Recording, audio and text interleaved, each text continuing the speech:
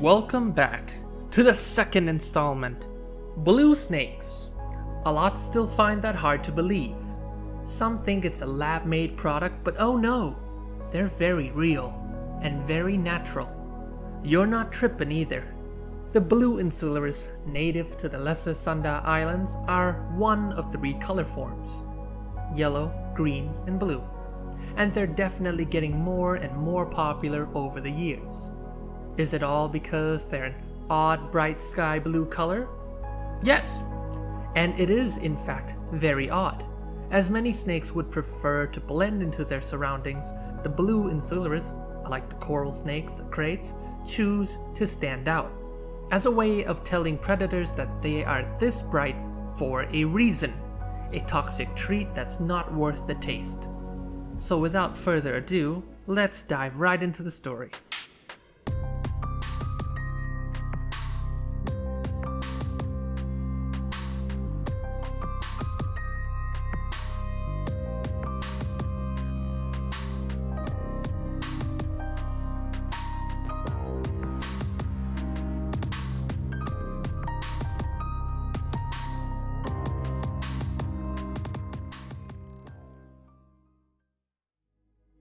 It all starts with me realizing she's getting ready to give birth, but it was right before a jungle trip down south, so I had to move her into a temporary tub so babies become easier to separate and overall be in a safer spot to reach than if they were in their regular enclosure.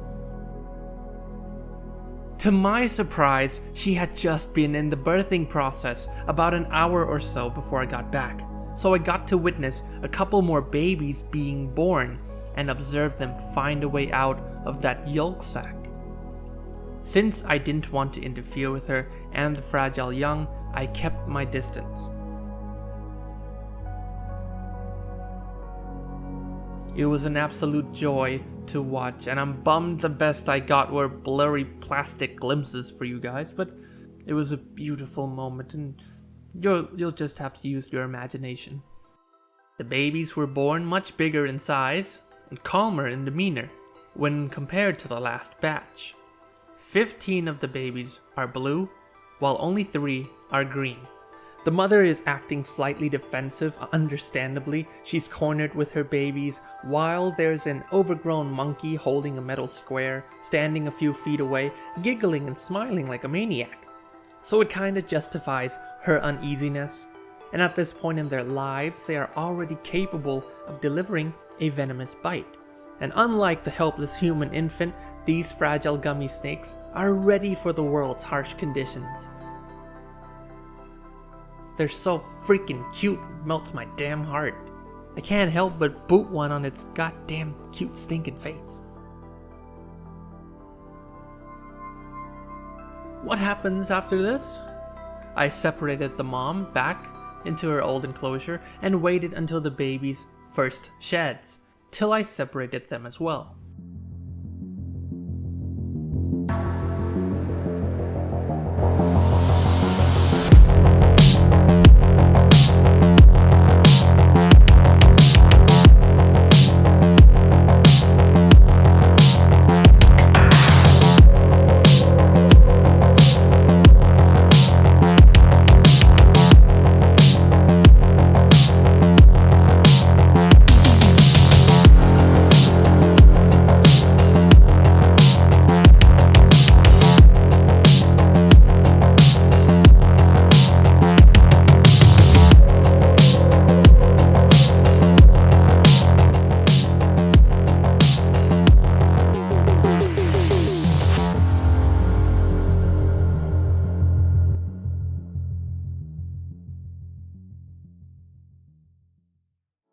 Now comes the fun part, moving them one by one into their new homes. This can definitely be a long process, requiring a lot of patience with these fragile babies. Let's discuss the reasoning behind their new setups. I get away with using these small boxes because baby vipers are ambush hunting predators.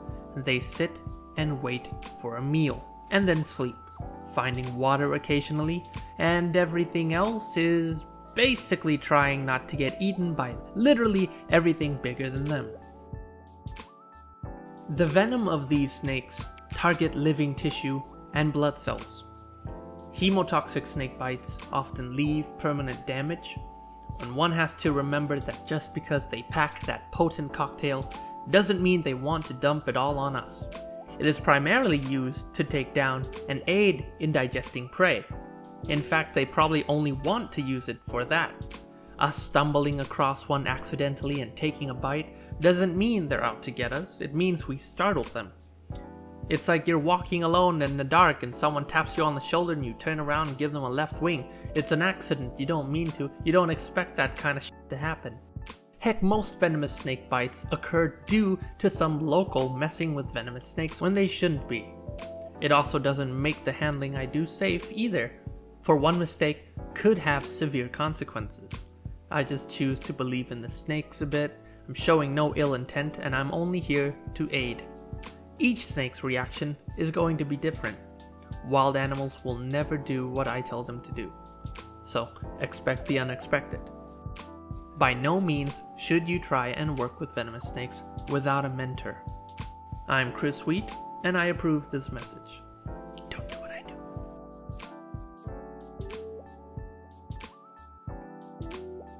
Once all the babies have been housed and settled in, I checked back with Mom back in her old enclosure and she started refusing frozen thawed meals. So I had to switch to live. I need her to gain back all that weight she lost and regain her strength. It was a bit messy, but after 2 meals, I misted their enclosure and made sure she was hydrated. All that's left is feeding the babies. What you see me doing here is teasing the snake a bit, trying to get a strike response. Cause when you're dealing with baby crims or a lot of arboreal vipers, there's 2 outcomes. 1, the baby actually strikes and holds on to the meal, or the snake darts out and makes this whole process much more painful.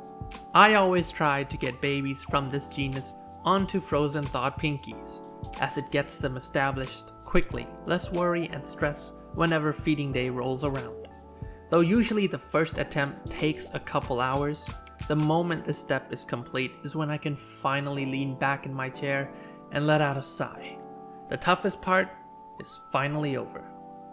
I do not involve force feeding even if it makes the process much shorter, cause once they know how to take these on their own, I don't have to be worried.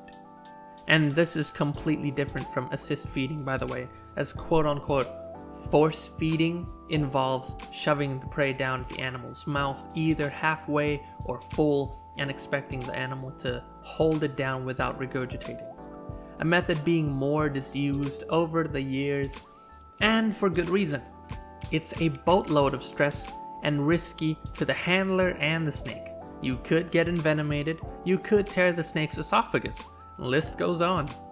Assist feeding, on the other hand, is done more with a long tube inserted down the animal's throat.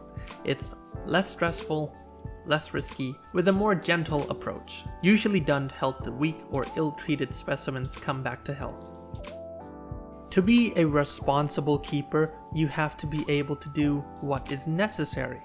Some juveniles will be extremely picky compared to others.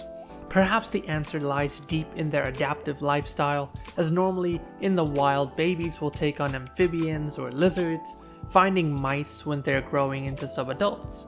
So a juvenile stumbling across a random pinky in the wild probably doesn't happen. I could end up spending 40 minutes or more just on one baby, so it definitely can be exhausting. I can't just go about blabbing that I'm living the dream or something. It's actual hard work, but thankfully it's work that I love doing. More so, I love showing it to you guys. Anyway, the breeding process can be very fun and very rewarding, but nothing comes free of work. And mind you, it includes a lot of patience. I know I've said it before, but this phrase honestly needs repeating. But there is a grand payoff, and it's raising the younglings up and watching them grow to be like their spectacular parents, either it be in my care or updates from people I trust. It's a big reward all in itself. This was 10 minutes of fun, cut from hours and hours of chasing babies across my table, so I hope you guys enjoyed. Thank you guys for watching, and see you in the next one.